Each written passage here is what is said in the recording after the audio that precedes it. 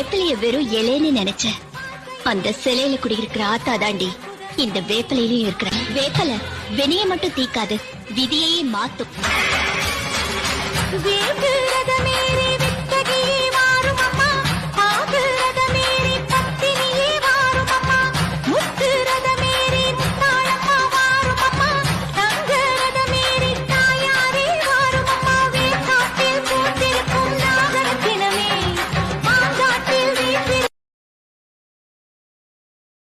தென்குமரி கடலலைகள் யாரு பேர சொல்லுதம்மா, தென்குமரி கடலலைகள் யாரு பேர சொல்லுதம்மா.